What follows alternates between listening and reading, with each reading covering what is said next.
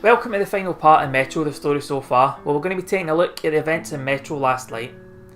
The year is 2034, 1 year after Artyom launched a missile strike against the Dark Ones.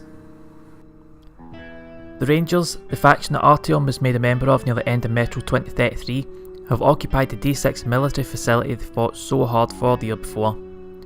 Artyom, now a full member of the Rangers, is plagued with guilt over whether killing the Dark Ones was the right call, while the rumours of the discovery of D6, as well as the rumours of the riches contained within, have reached the rival factions of the Communist Red Line and the Nazi Fourth Reich, who will stop at nothing to claim D6 as their own. Khan, the mystic from Metro 2033, informs the Rangers that a single Dark One managed to survive the missiles. On one side we have Khan, who believes this Dark One is the key to humanity's future, while on the opposing side we've got Colonel Miller, the Rangers leader, who sees it as a threat and wants it killed. Miller orders Artyom to the surface along with Miller's daughter Anna, who appears to be the Rangers' best sniper, to kill this remaining Dark One. Artyom manages to find the Dark One in question, who happens to be a young Dark One, but is captured by the Fourth Reich faction. Well, that Ranger training is clearly paying off. Artyom meets a fellow captive, Red Line soldier Pavel Mozarov, who helps Artyom escape the Fourth Reich-controlled Metro and across the surface to the relative safety of the Red Line. And yet another out-of-the-frying-pan scenario that Artyom forever finds himself in.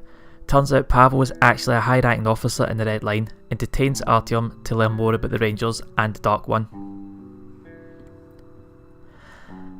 This time, Artyom manages an escape on his own and races against the Red Line in an attempt to find the Dark One and Anna, who had previously been kidnapped by Lesnitsky, an ex-Ranger and now Red Line spy. While on this rescue mission, Artyom comes across a group of Red Line forces massacring inhabitants of a station which has apparently been overrun by a mysterious epidemic. In a surprise to nobody, it's revealed that the epidemic was a form of weaponised Ebola acquired from D6 by Lesnitsky, released into the station by the Red Line. Artyom manages to rescue Anna, but both are exposed to the virus. They're rescued after their escape, put into quarantine, which leads to them turning on some Barry White, lighting a few candles and making some sweet music of their own. Which, to be fair, there's not much else to do in a post-apocalyptic quarantine tent. Luckily, the results come back negative, and after being released, Artyom bumps into Khan. They both go on a hunt for and eventually locate the young Dark One. Artyom experiences a series of hallucinatory flashbacks where he recalls being saved by a Dark One as a child and becoming cyclically linked to them, with the intention being that Artyom would be the bridge between humans and the Dark Ones. After these flashbacks, Artyom promises to protect the young Dark One and make amends. Artyom and the Dark One travel to Polis, defeating Lesnitsky and Pavel on the way, where a peace conference is taking place between the Rangers, Red Line, the Fourth Reich and the neutral Hansa faction with regards to the D6 facility. On the way to Polis, the young Dark One senses that there are more Dark Ones hibernating inside D6. When they arrive at the peace talks, the Dark One uses his telepathic abilities to force the Red Line leader, Chairman Moskvin, into confessing that the peace talks are actually a ruse to give General Corbett the opportunity to seize D6. Artyom and the Rangers rush to the bunker to stand against Corbett and his army, but the Rangers' forces are incapacitated when an armoured train rams into the station. Red Line soldiers filter out the station and prepare to execute Artyom and Miller. Now, here is where one or two possible endings kick in, dependent on the karma Artyom has acquired up to this point. The bad or negative karma ending sees Artyom destroying D6, wiping out facility, which kills himself, the surviving Rangers and the Red Line army. A few years pass and we see Anna telling her son about Artyom's sacrifice and bravery.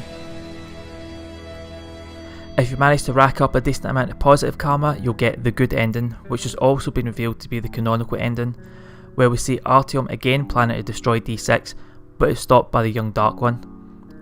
And having a walk in the other Dark Ones, they and the young one defeat Corbett's army, with Artyom calling the young Dark One humanity's last light of hope. In both endings, the young Dark One leaves along with the newly awakened Dark Ones to find safety, but promises to return in the future to help rebuild the world. And that brings us to the end of Metro Last Light. Metro Exodus takes place in 2036, 2 years after the events in Metro Last Light, and is due for release on February the 15th. I hope you feel like you're all sufficiently caught up with the story now and you can dive headfirst into Metro Exodus once it's been released.